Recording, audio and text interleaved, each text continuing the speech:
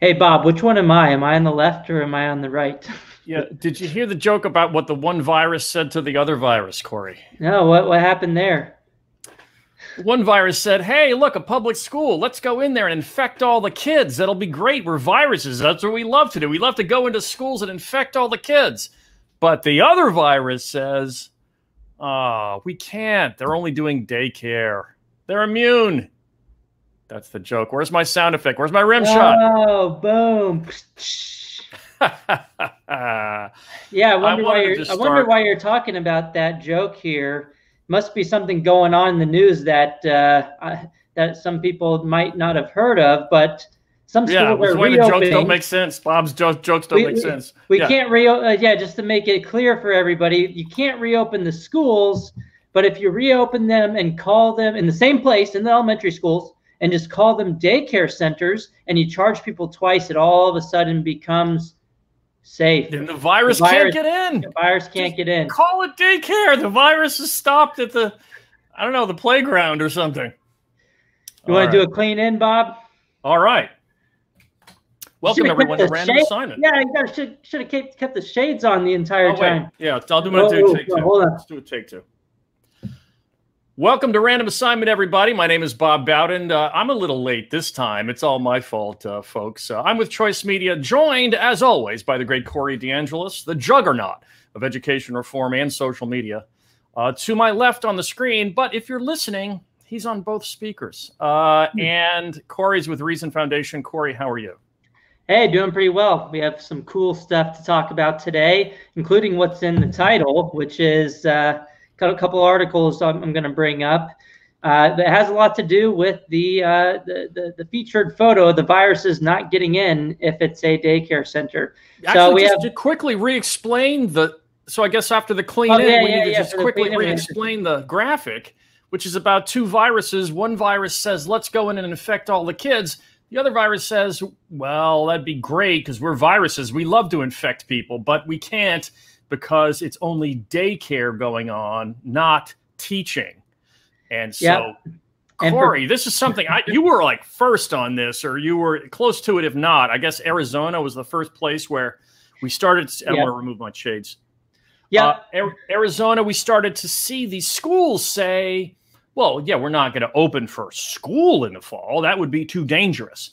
But if you want to call it daycare, to pay us more money, we won't be doing any teaching, and that should be safe from the virus. Virus can't get in if it's called daycare, right? Yep. So we have more updates on that this week. The first place that we saw this issue popping up was in Arizona, in 3 school districts in particular: Gilbert, Arizona, Mesa Public Schools, and Cave Creek Unified. And there are a couple others, but those are the big 3.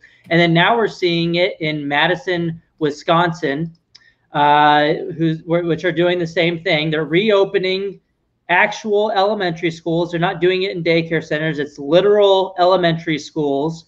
And I think in Madison, scroll down a bit. They have the price that they charge parents. I think it's some 160 or something. In all these places, it ranges from $160 per child per week to the highest I've seen is $210. This one's $150 per week. It depends on the place, but yeah, 15 different elementary schools in Madison, Wisconsin have they're opening them as daycare centers, and they're charging essentially families twice because families already pay for the public school system. You're still paying your school taxes, right? They're still paying their school taxes. This is now on top of the school taxes so that they can have less service, which means no teaching. So not just pay twice, but get less for the paying twice. I mean, yeah, I think so many people are seeing this and they're just, this is ridiculous. I mean, look, you're telling us the schools can't reopen, but you are reopening them and you're just not doing the teaching part. You're doing the daycare part. You're just renaming them. And oh, by the way, you're charging families twice. Here's one more location that has been found in California, South Pasadena Unified School District. Doing the same thing. They originally were charging families about $160. They just emailed the parents a day or 2 ago, updating that price. They said, oh, you know what? $160 is not enough. We got to charge you $210 per child per year. So this is the most expensive one that I've seen so far. in South Pasadena, well, California. Higher cost of living in Southern California, sure. They got to charge more for their double-priced thing. I mean, this is like textbook extortion. If we saw this in the private sector, let's just imagine a private school got your $15,000 in tuition, and then they said, oh, well, we're not going to give you that back. We can't reopen. We can't give it back to you. But hey, if you give us $15,000 more, we'll reopen and we'll call ourselves daycare centers. But either way, regardless, we're not going to give you that $15,000 you already gave us back. You would call that extortion. And so I think families are similarly. Colleges. Yeah, if colleges did that, yeah, if they want to give you your money back without giving you the service, that would be known as extortion. So there has been legal action already taken in Arizona. The American Center for Law and Justice, ACLJ, they sent a legal letter to Gilbert Public Schools and said, hey, this is unconstitutional. Your state constitution says that you need to provide a absolutely free, is what it says in their constitution, public education. You can't really say you're doing that, one, if you're not opening the schools, and you certainly can't say you're doing that if you're charging families double and double dipping. So I think there's other legal action, which we'll get to in a second, happening in California too, for the schools not providing a free public education. And ACLJ gave one update on the ACLJ thing is they gave the Gilbert Public Schools an August 3rd deadline. Well, hey, that was 2 days ago. And the ACLJ in their they've gone back and forth a couple of times in their blog post on this. They've provided 3 updates, and they said, look, first we sent this legal letter. We've sent 3 legal letters now, ACLJ said, and they're in conversations with Gilbert Public Schools. So I'm really interested to hear what that conversation looks like. And I'm in direct contact with their executive director, and he hasn't even told me yet. So I'll let everybody know when I figure it out. But the Gilbert Public Schools doesn't really have a lot of options here. Look, maybe they'll say, oh, well, we're just not going to provide it. Or they'll say, oh, this actually is constitutional for us to do this. Or maybe they're coming to an agreement and saying, okay, well, we'll provide it for free through the property tax system. So we'll see what happens. Yet another addition, item number 1 million to the folder that shows how inefficiently traditional public schools operate. When, I mean, look, this is a lawsuit from people that we like, but so many I mean, don't you hate how many judges essentially make education policy because people are having to file lawsuit after lawsuit after in a free market scenario where you just go to another provider. You know, I don't have to sue. Usually, I don't have to sue a private company because I've paid for a service and they've decided not to give it to me. And I just go. You just take your money elsewhere. Matters. Monopoly doesn't exist in most private sector. People know not to rip people off. Usually, there are exceptions, but usually they know not to rip people off because of reputational risk. But anyway, yeah. So we keep that. We're inundated lately. This is sort of, it may perhaps even too obvious to say, but inundated lately with this messaging that if we actually open schools, Corey, it would be so dangerous. So dangerous. And I'm always wanting someone to hold a microphone up to one of those protesting teachers. I think I mentioned this last week, and say, by the way, were you in the grocery store this week? Oh, you were. Yeah, how dare you go to the drugstore? Oh, you were? Okay. Anyway, but the school thing is far too dangerous, right? So, well, it's crazy. We have daycares reopening. We have private schools fighting to reopen. They're actually fighting against governments from preventing them from reopening. And it's clear that it's clear the incentive structure is completely different, right? One gets your money either way, the other doesn't. And so here's an update from CNN. There was actually a teacher, I think it was a public school teacher in Oklahoma, telling the CNN reporter that, you know, since she voted for Trump, she might have signed her own quote unquote death warrant. Here's that clip.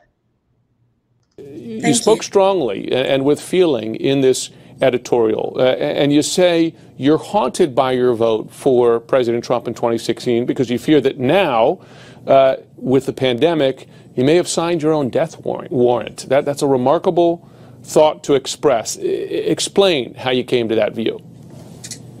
Well, just watching the failure of leadership in our country, beginning with the president, over the course of this pandemic, it's not just my death warrant I might have signed, but there's 150,000 Americans who are dead because of this. And, you know, I have to take responsibility for my personal vote. that enabled that. I wonder in this environment when folks stick their necks out, right, and make comments like this on this president, they're often attacked. What's the reaction been to writing this op-ed? It's been interesting. I have not been attacked so much by Trump supporters as I have by liberals and never-Trumpers who have been highly critical that I didn't see it before.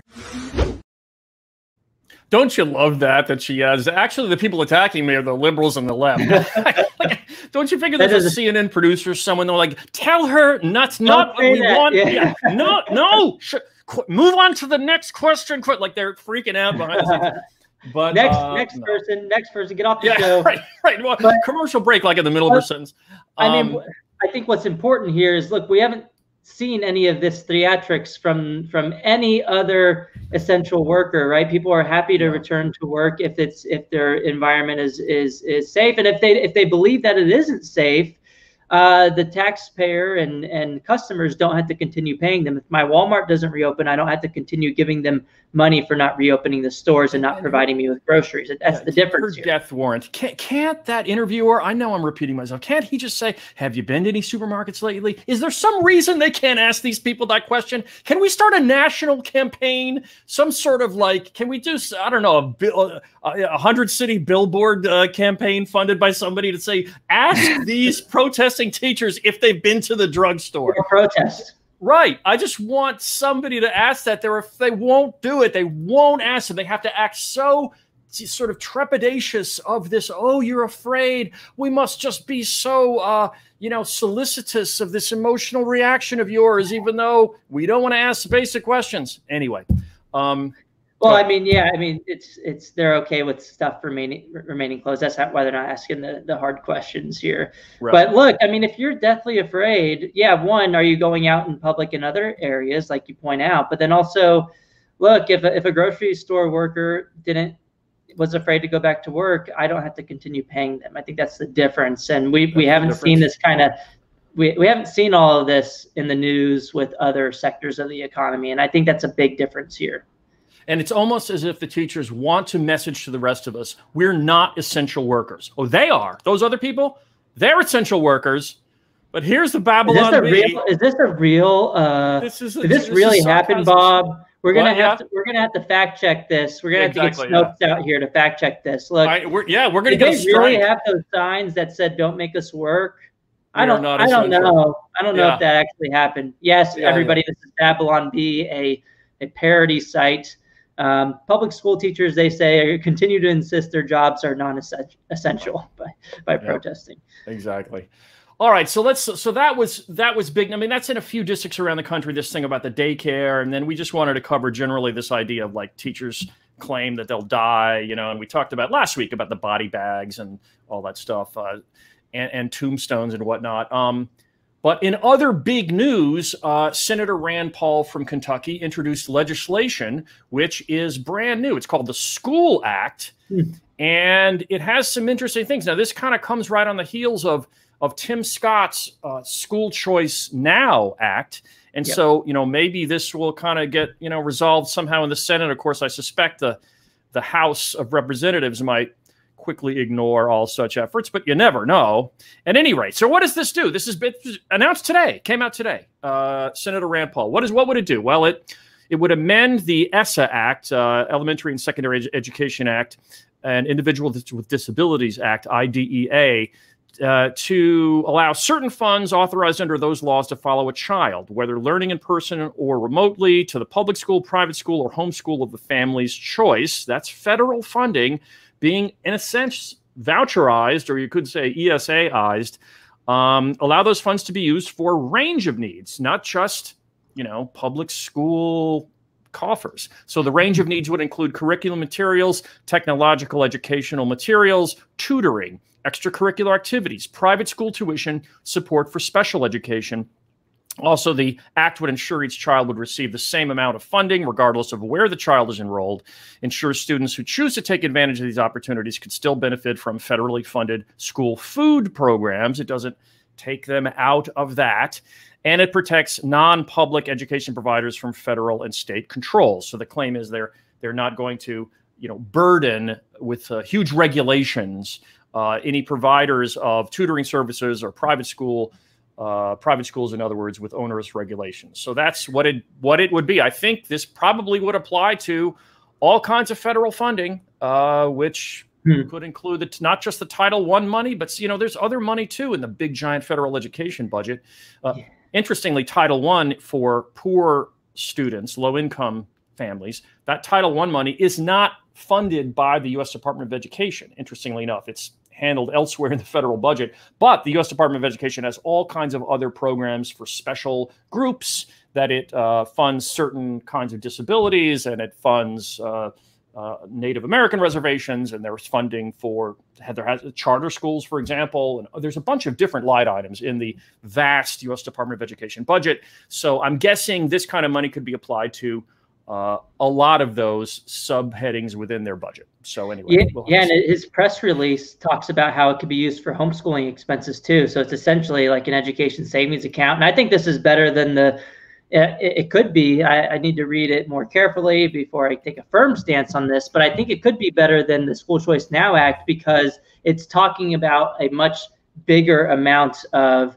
reallocations of the federal dollars, whereas School Choice Now Act was like maximum tax credit of $5 billion a year, and it was only applied to the new stimulus money, and it was still even only like 10% of that when it was originally. I would say to you, Corey, though, that I don't see them as mutually exclusive. One involves just actual federal money, which is government money. The other involves purely private money, which is through donations. And you're right, it did have a setup for year one. That's kind of the COVID year, but theoretically, it could be then extended if it was deemed as successful and popular. And so I don't see any reason that they contradict. Yeah, that's true.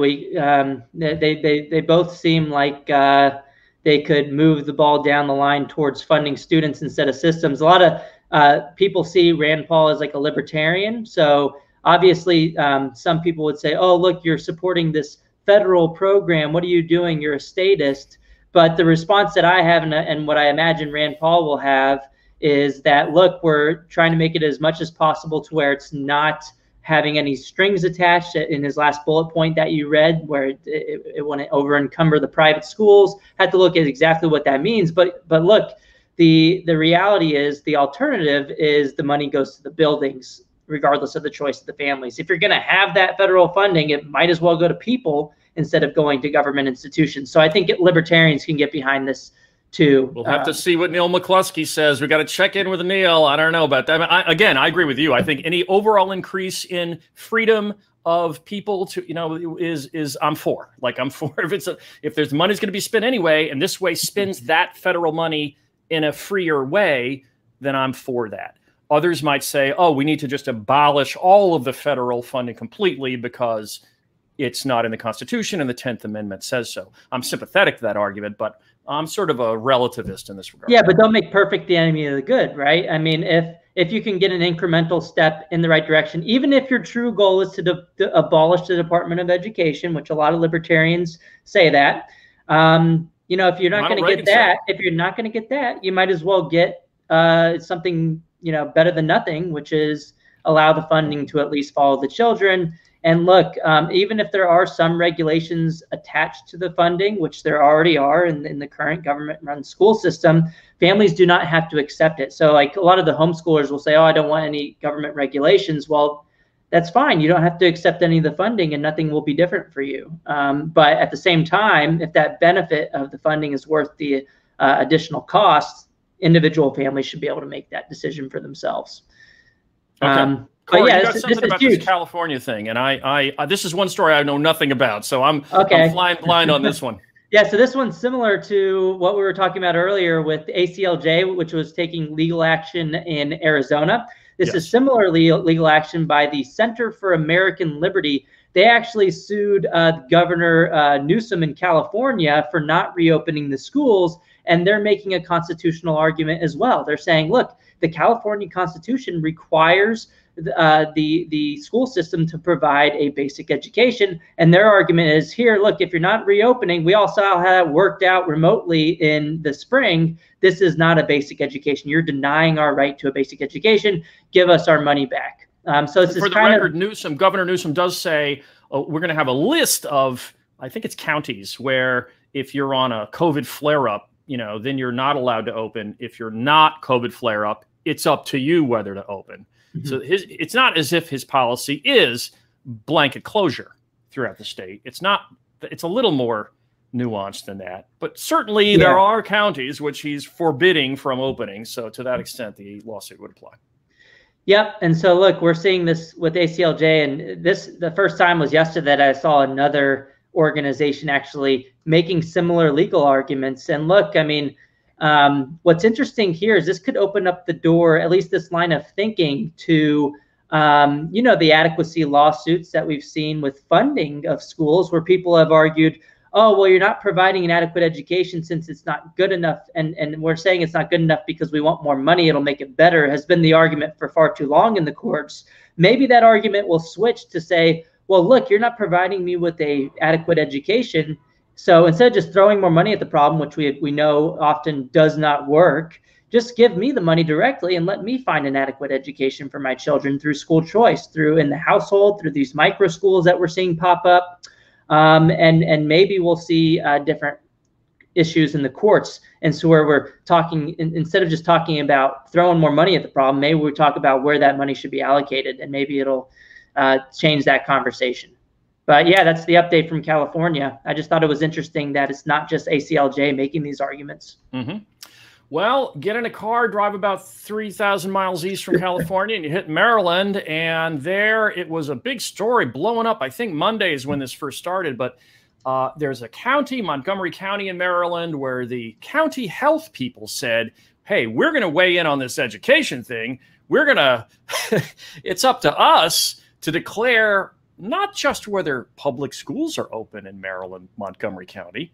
Let's go a step further. Corey, let's go a step further than that. Let's actually declare that private schools aren't allowed to open, no matter what their policies. Why would they do that? No matter how much social distancing, no matter what, every kid could be in a hazmat suit, and they don't care what the policies are. They were going to say no, private or public school in our county can open.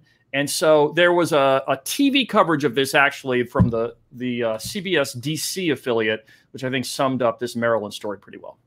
2 days after Governor Larry Hogan tweeted that he, quote, strongly disagreed with the Montgomery County Health Department's order shutting down in-person learning at private schools through October 1st, on Monday an emergency order came down, overturning the county's move and saying the decision to reopen lies solely with local schools and school systems. The governor saying in a statement, quote, private and parochial schools deserve the same opportunity and flexibility as public schools, and calling the county order, quote, overly broad. The decision met with support from parents of private school students who spoke to WUSA. They already have smaller classroom sizes and more space to spread out, and we do feel that they can return safely to the classroom. The debate over reopening led to parent Kevin O'Rourke forming this Facebook page, calling on private schools to reopen and attracting over 3,800 followers. This petition also called on the county order to be rescinded and gathered almost 1,600 signatures. We pay extra money so our kids can go to a private school that is nimble enough to do this. And I trust the people at my school that they don't want to get my kids and they don't want to get themselves sick. The governor's emergency order still allows local health departments to close individual facilities deemed unsafe during the pandemic, but both O'Rourke and Allie Bloom hope their children can now return to the classroom. I think we're all waiting to hear individually from our schools. Now the question becomes, what will the schools do? Do they feel that they can comply with the county directives? Tom Dempsey, WUSA 9. It says here, Hogan's disagreement with Montgomery officials is the latest sign of tension between the governor and local leaders who are more directly involved in enforcing pandemic rules. I don't know. What'd you make of that, Corey? Yeah, so like here's one of the stories. I want to point out an interesting argument that Walter Olson, who's affiliated with the Cato Institute, made. He wrote a pretty nice article on this yesterday, where he pointed out that that the health order came out of nowhere on a Friday night, and just 2 days before that, on a Wednesday, they had just met with the private schools, and they had no sign of this happening. So the private schools had no idea this was coming. Then all out of nowhere, 2 days later, came this blanket order for private schools not being allowed to reopen. And what Walter kind of talks about in this essay here is he points out that in July 22nd, during a press conference, the superintendent of Montgomery County Public Schools noted that they were way behind on their enrollment numbers, that they expected 2,500 new students to show up and be enrolled in the system. They had only seen about 300 of those students that had been enrolled. So you and I know, and others know, that enrollment means money. And what Walter's kind of thinking here, I think, is that perhaps this, it's not a good idea to allow people to shut down their competition using government officials here as well. So he points out that, look, this is an obvious benefit to the school system, the public school system, in preventing families from opting into the private school sector. Because look, just 3 days before the directive, there was also a big news story in Maryland about how private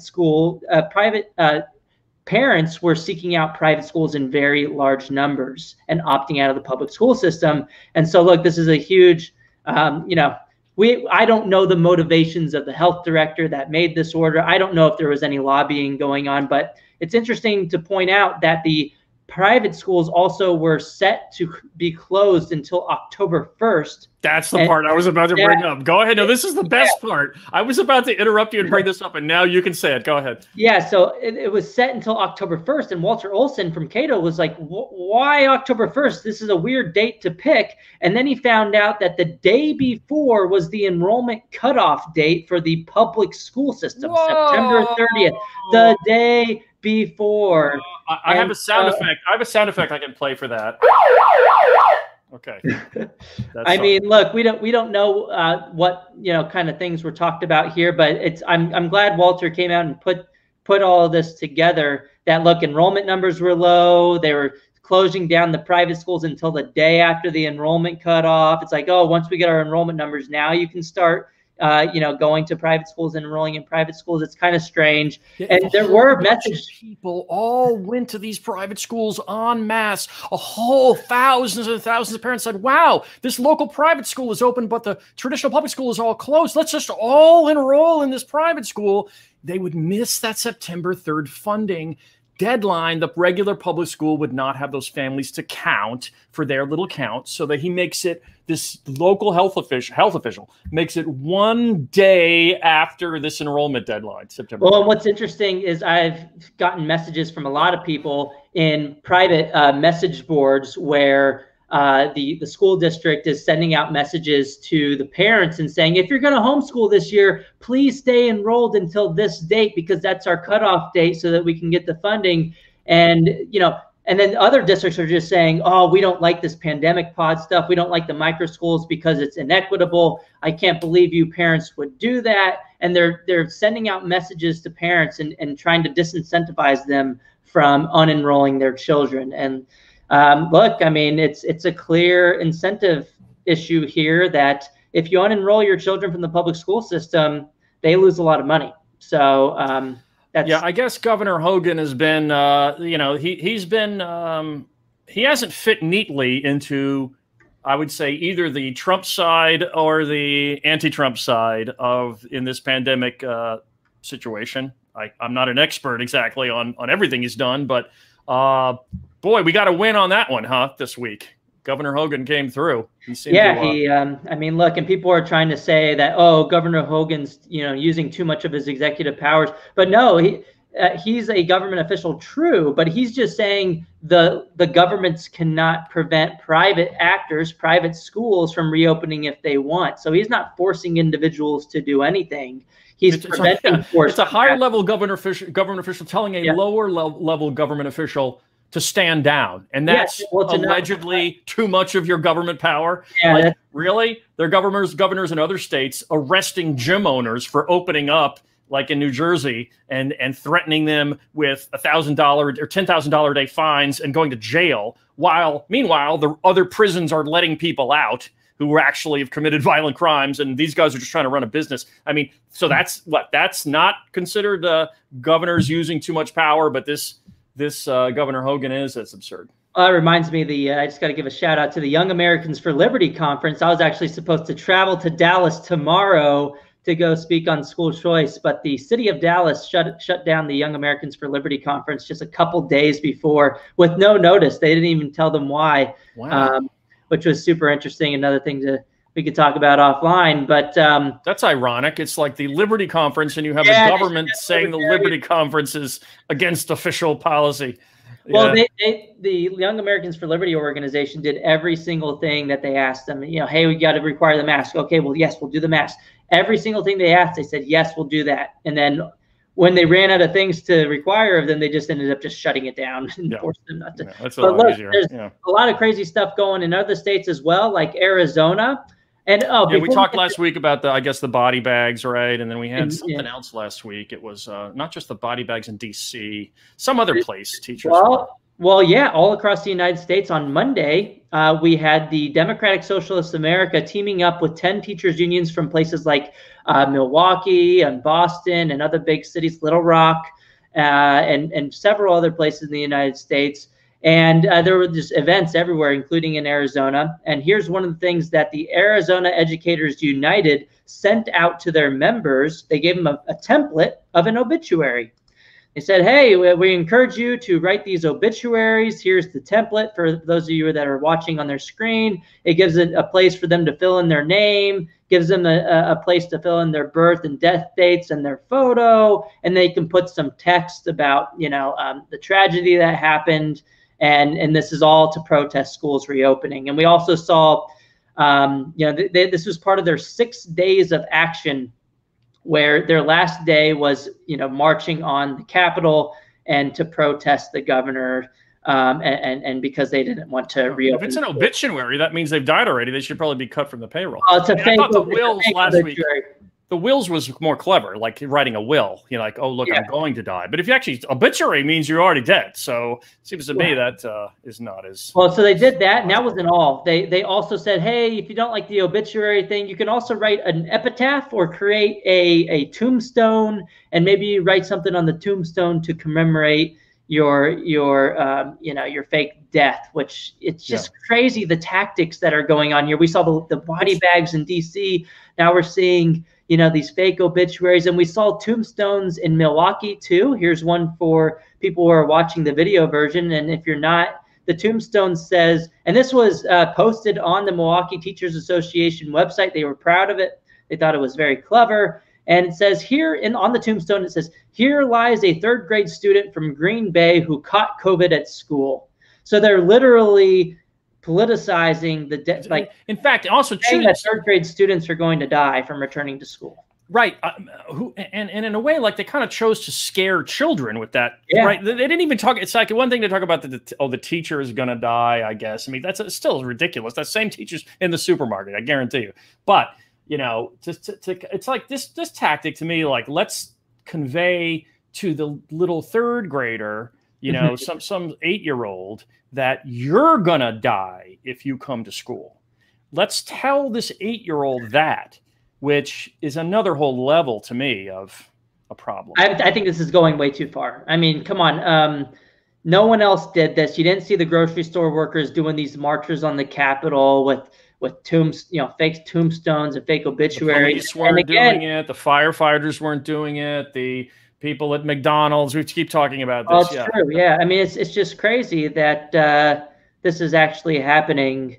But look, it's 2020.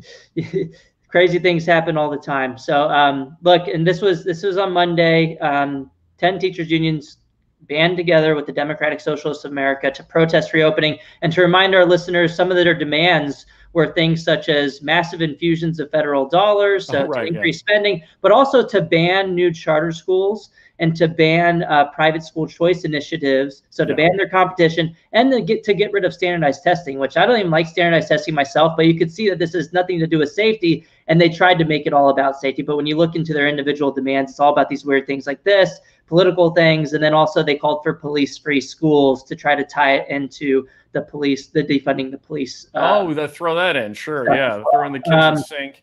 It's like a larger teacher's lounge. We'd also like a margarita machine in the teacher's lounge just to, stay safe from COVID. And so a lot of this stuff has been messaged as all about, like, is it safe to go to school or is it not because of the virus? Many people have then made the other argument to say, well, there's a lot of risks of not going to school involving things like student mental health, student food programs that they may not be having access to if they don't go to school, reporting abuse, sexual and otherwise, that kids, when they go to school, they report physical abuse and other kinds of abuse to school counselors that it doesn't exist if kids aren't going to school. And so there are lots of reasons like that are sort of, it's not just health, protect health versus don't protect health. It's health concern on this side versus health concerns on this other side.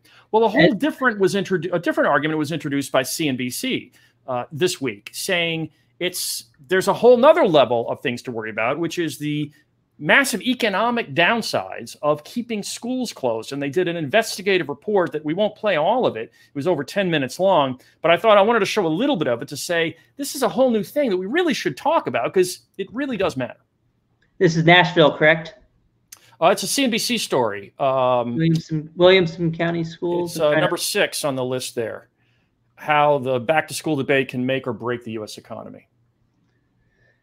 Yeah, I only have 3 videos. I have Nashville, Maryland, and the death warrant. Oh, you don't have that video?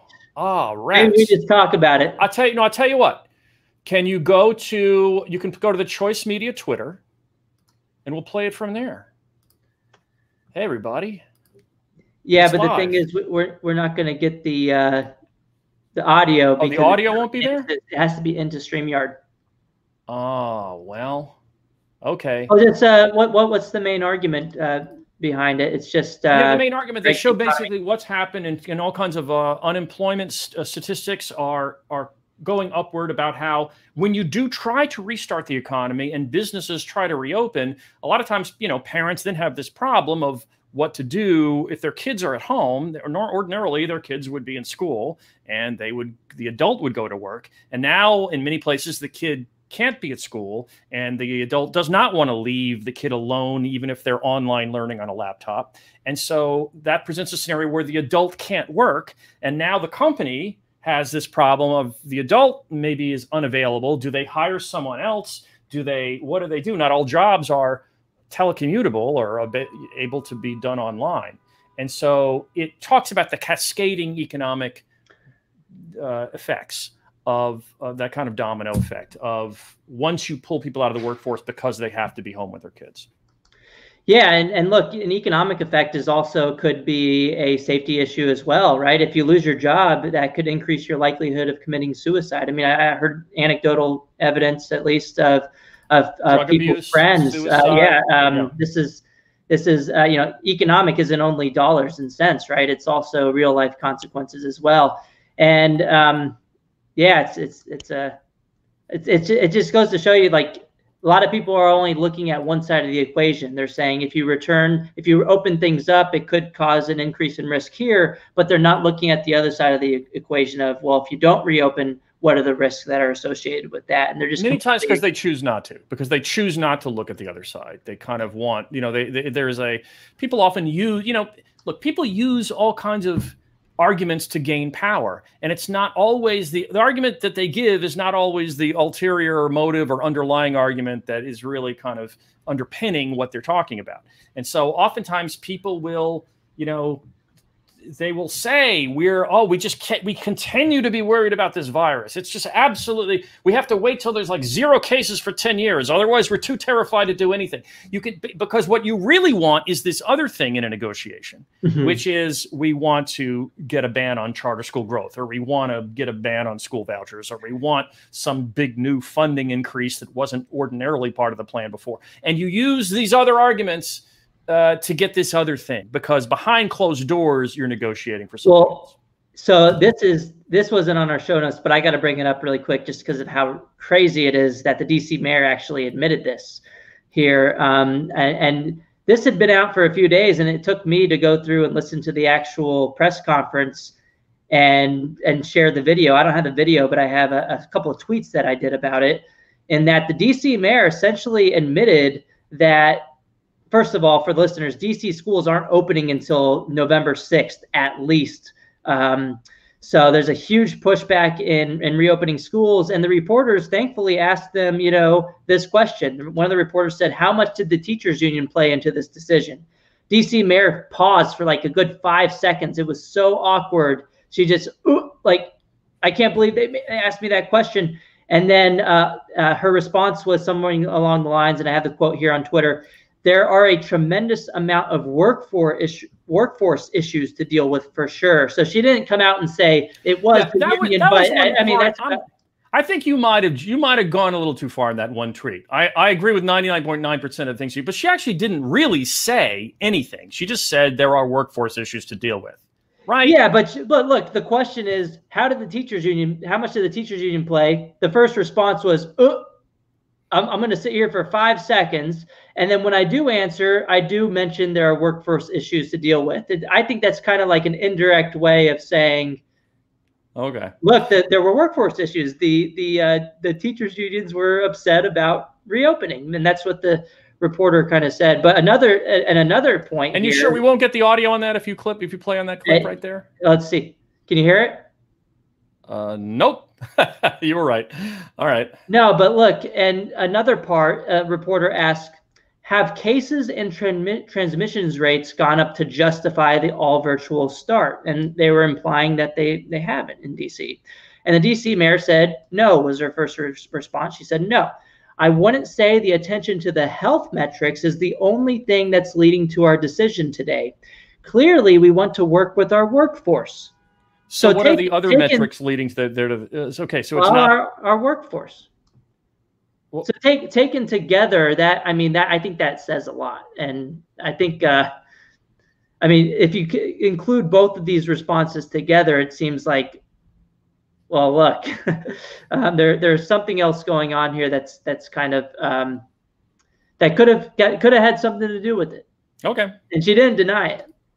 Okay, and then last, which I thought was interesting. You got to look at the clips for this. But look, the reporter asked Mayor Bowser why she chose November 6th, and she kind of just said, that's the end of the term.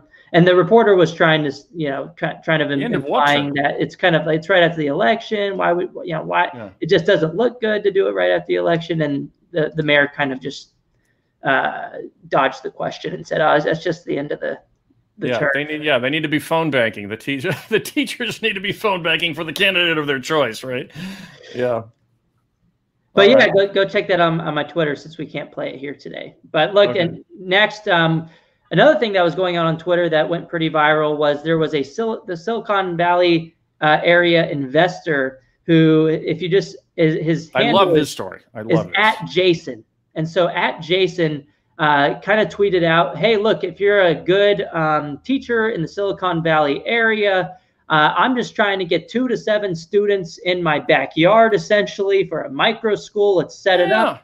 Piece of cake, right? Piece of cake. I'll pay you more than what you're making in the school system. And look, you only have 2 to 7 students. And for equity purposes, it's not just going to be my students. I'm going to subsidize most of the students and give them free scholarships to let them into my micro school as well. Wow, free scholarships. Plus, he's going to give out a $2,000 Uber Eats gift card as a referral bonus. If I say my friend Corey would be a great teacher for your backyard thing, wow, I get to eat $2,000 worth of food. Look, all right, so that's pretty generous. Look, and he didn't even have to do that. He doesn't have to, subsidize other people's families, but he did. He went out of his way to say, look, I'm providing a job for a teacher that can make more money than they were before. And look, I'm trying to find an alternative to the school system, but here's more. I'm going to provide free scholarships to less advantaged families. Helping low-income kids, helping a teacher. What could go wrong, Corey? Oh my God, I could not believe it. On social media, the immediate knee-jerk reaction of the people in the Silicon Valley area was, oh, you're too privileged. I can't believe you're showing off on Twitter about how you can pay a private tutor. You are leading to inequities, and you are the problem with our society, is essentially the backlash that happened. Not just bloggers in tinfoil hats, as I like to say, but the editor-in-chief at Mother Jones writes, "Rethink everything about your family's priorities." This, for the sin of offering a teacher a job and offering low-income kids free tutoring. This man was told to rethink everything, not just this. He's got to rethink everything about his family's priorities. Yep, and I responded on Twitter, as I always do, with look, if you have trouble with this and potential inequities, even though he's doing the best he can to help low-income families too, fund students directly, allow their children's education dollars to follow them wherever, so low-income families could have more micro school options too. People didn't like that response, obviously, but this investor actually did quote tweet me and say he knows what I'm talking about. He thinks that this is that would be a good idea too, to allow the money to follow the child to micro school so that less advantaged families could do the same thing. But of course, people who want to protect the establishment system did not like that solution to solving inequities either. Yeah, you can't just don't do anything. Unless you pay for everybody, I guess, to have everything they want. If you give a few people some positive educational advantage, that's not equitable, I guess. Something like that. All right, well, let's stick with California and move on to a California teachers union claim that reopening rules unfairly favor private and charter schools. This was one of my favorite stories of the week, except for the thing I wrote. It's one of my favorite stories of the week. Wow, they favor private and charter schools? How could that be? Well, yeah, what happened? Story reads that to obtain a waiver, so the guidelines let local health officials allow in-person classes in elementary schools, even in counties with large number of cases, so long as the health department goes along. The state health department has to go along and say, all right, these private and charter schools, I guess they're okay. But to obtain a waiver exempting them from state rules restricting much public activity and commerce during the pandemic, the schools must show they can follow a long list of safety protocols. Oh, these are the public schools. The public schools must provide a long list of safety protocols that include all kinds of things. It's not just face coverings, but social distancing rules and all this stuff. Well, the teachers union said that path could be much easier for the private and charter schools, which operate small campuses. They have fewer. I guess the rules apply to all of them. I'm contradicting myself twice here.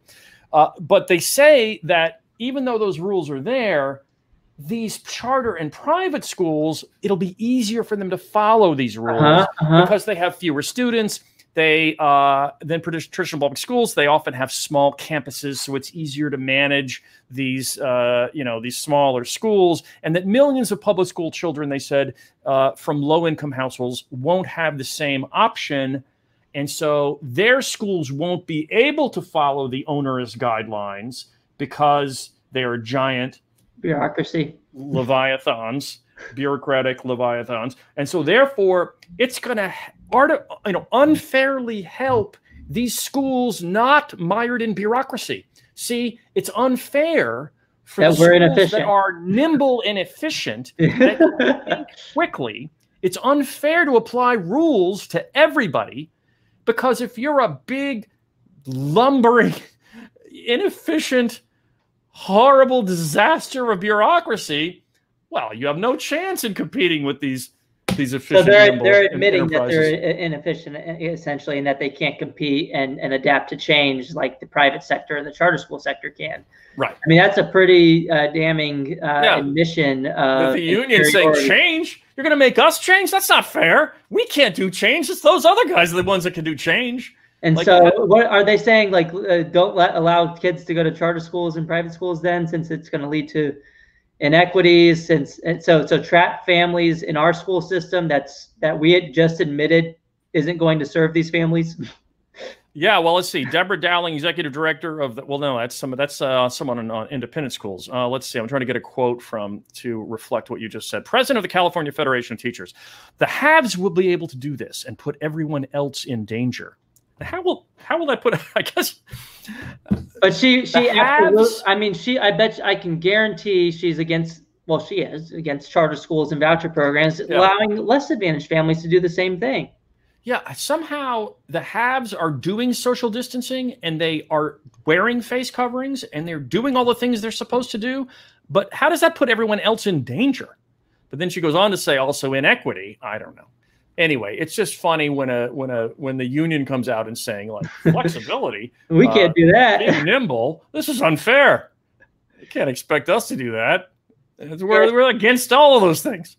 So I'm glad you brought up this other story from Tennessee, actually, with the court case in that they had a pilot program to allow it was an education savings account program or a voucher program at least. Yeah, allowing families to bandied about a long time. Yeah, allowing low-income families to access private schools in Tennessee, and a judge actually nixed the program, right, or at least challenged it on this clause of the home rule in Tennessee. They did a constitutional challenge, and Jason Bedrick has a really good video taking on her arguments or the judge's arguments at Choice Media on their Instagram and elsewhere. So check out Jason Bedrick's response there. But it looks like there's a Tennessee Court of Appeals going to hear arguments Wednesday. Hey, that's today. I guess it's today. On this school choice program. So I'm really interested to hear what comes out of this. I don't know what's going to happen here, but look, just to give people the background on the home rule is people who sent their own children to private schools brought this up in Nashville to try to get rid of the program for lower income families, which I just want to say is hypocritical. It's a big school choice hypocrisy story here, but they're arguing that constitutionally speaking, that since the program is supposed to be targeted just to a couple of counties in Tennessee, therefore it's discriminating against those counties by only being targeted to those counties, to which Jason Bedrick, I think, smartly replied that this isn't being forced on anyone. Individual families choose whether to opt out of their traditional public schools or not. They choose whether to use these private school voucher programs or not. And what's funny is a lot of these people who are saying, oh, look, this is discriminating against these two counties. I can guarantee all of these people who want to get rid of the program would say no way to a statewide program. I mean, because look, if you're saying it discriminates here based on county, okay, then make it statewide. The reality is they didn't make it statewide because there were special interests who didn't want it statewide. Right. So I disagree with this, by the way, in terms of whenever people are designing school choice programs, they will sometimes pick the counties or cities with the worst, school districts with the worst public schools, and just target them to just those because they don't want to have to fight the regular traditional public school enthusiasts or supporters all across the state. So we all know that schools in such and such place are bad, so let's just make school choice happen there. I disagree with that philosophy. I think it backfires more often than it works. Of course, there are some places where it's been passed, like in Milwaukee and other places where just one city will get a school choice program. However, in this case, yes, they have something called the home rule, which is part of the Constitution of Tennessee. And what it says is, it prevents the General Assembly from passing local special laws that narrowly apply to a particular county without local approval. So that's what this constitutional part of, I assume it's an amendment in the Tennessee Constitution that says that. So then, anything to basically block choice the other side will use. They will either regulate it to death, or they'll bring up some legal loophole issue, or I think that in this case that's what it was. They thought people that for sure, as you point out, would have never wanted this statewide at all. They're like, hey, but maybe we can get it for this legal technicality of it only applies to certain places without those places having voted on it themselves. So anyway, that's what this is about. And I guess maybe a story will be written up probably tonight, and we'll read about it tomorrow morning. What happened with this with this court case? I want to hear about your breaking news in the Washington Examiner. This is exciting. This is crazy. When you first told me about this, I was just like, "No, you're kidding! Like, tell me more."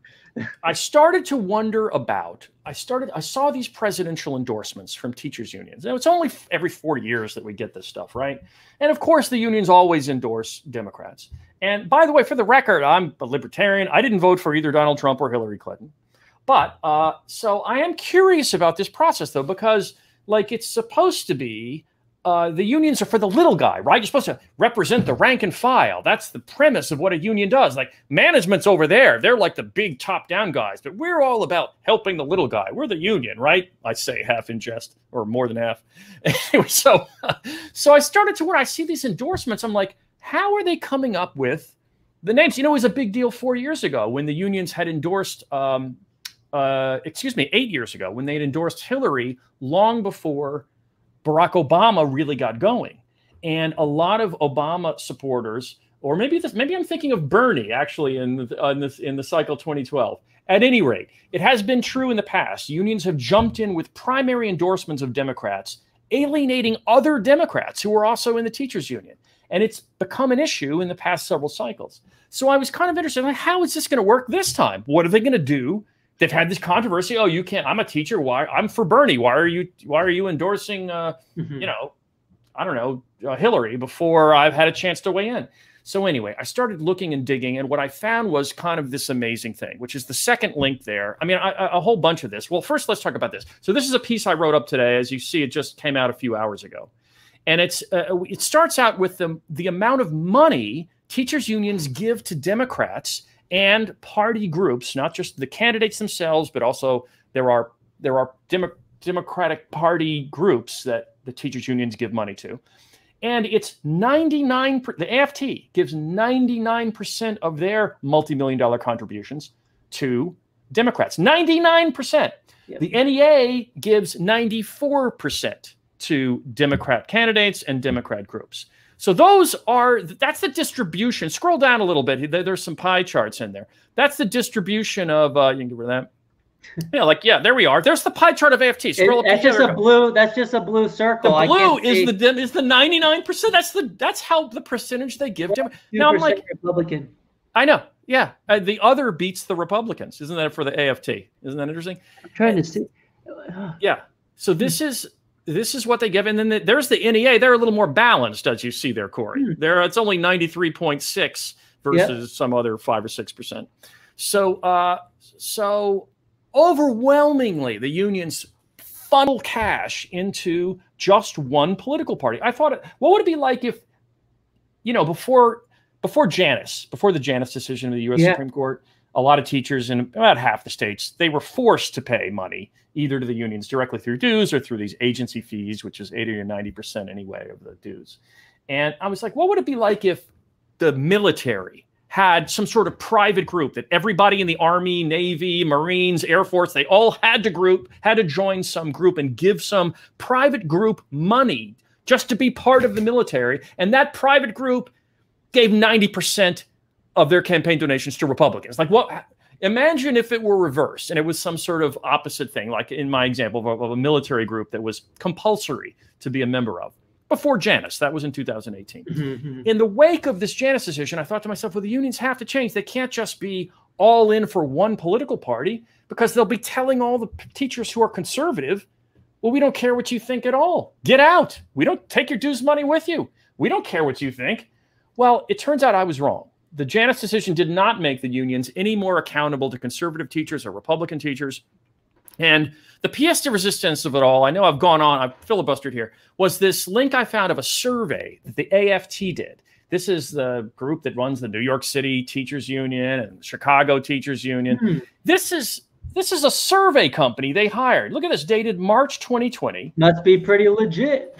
They did a survey, right? It's actually on the AFT website. It's still, I think it's going to be deleted any second, but it's still on the AFT website. Look at what they did in their survey.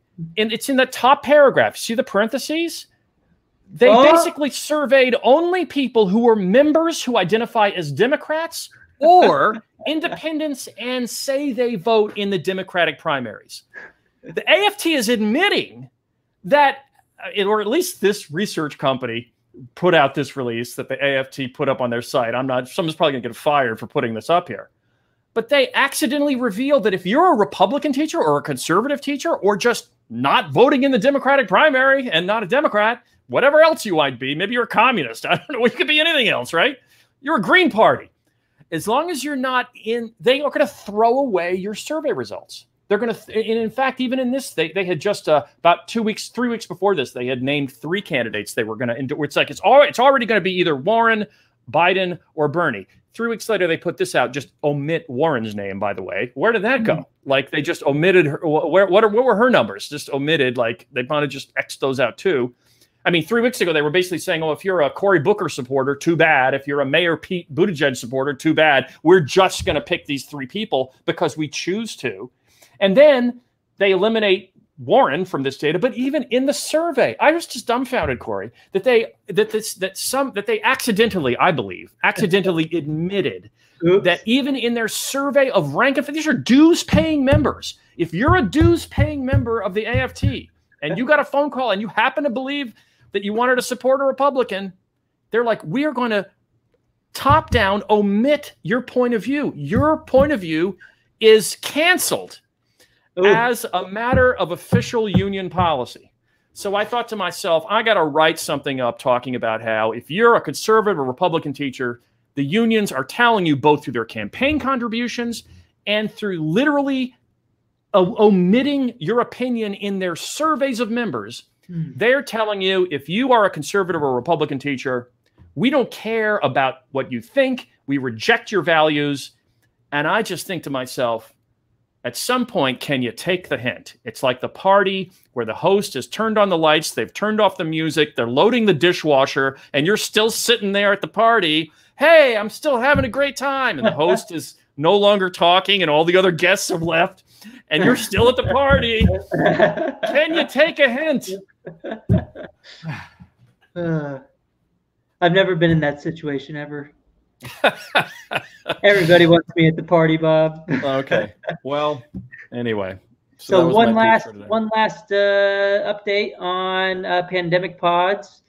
Education establishment is worried that learning pods could have unintended consequences for public education. I think it's what we were hinting at earlier, right? If you go and unenroll your child from the public school system, they're super worried about that because they're funded based on enrollment counts. And that's also why I think we're seeing a lot of states where the special interest groups there are calling for enrollment freezes so that they get the same amount of funding. If you can scroll down, there's a paragraph that begins TINA, C-H-E-U-K. It begins with the word TINA, the paragraph. It's pretty long. There it is right there. Look at that one. Education researcher at California Polytechnic State said she's troubled by the trend toward learning pods and a push to finance them with public funding that normally would go to the schools. That decision has implications for public education, she said. Not only would it defund public, it threatens to deprofessionalize teachers who often replaced in pods by college students. Quote, you choosing to be in a pod may seem very innocent. Well, of course it makes sense if these unintended consequences, that's the word that jumped out at me, for public education, which we either ignore or choose to ignore because of our private interests, trump the others that we just don't know. These unintended, these parents don't know what's best for their kids, right? We got to force them to send their kids to the public schools. So the public schools can keep their money. And we can't allow families to do the pandemic pods things, because we might replace teachers with college students. What unintended is slip the monopoly. That's what the unintended consequences are, elude our grasp. Hey, at least they're worried about I guess it's catching on that people are saying, well, why is the school system getting my child's education dollars if they're not educating them? And if I'm doing something else, why shouldn't the money follow the child? I think a lot of people, this is catching on with a lot of people, that we should fund the students and not the system, just like we do with these other programs. It's almost like you sit back. Why don't they go to the schools? Look, with the public funding that would normally go to the schools. Yeah, it shouldn't go to the schools. It should go to the freaking families. Yeah. Well, I mean, how about the schools of their choice or their education? If you sit back and look at it, you just got to say to yourself, Cory, gee, I wonder why they'd be worried that this might catch on. Maybe it's a good idea. Right? Because we know, because in their prism, it's so inferior. Huh? Why do they think the peasants are going to pick things that aren't my excellent schools? If your schools are excellent, people are going to pick them. Come on. Right. If the pandemic lodging sucks, then they'll come back to your schools. It's a poker tell. Why would they be worried that this inferior system might actually, win people over? It's not inferior. That's it. Yeah. All right. Well, thanks. You have, as we say here, or on the old Car Talk on NPR, you've wasted yet another hour, either listening to Car Talk or Random Assignment podcast and live stream with the great Corey DeAngelis and his sidekick, Bob Bowden.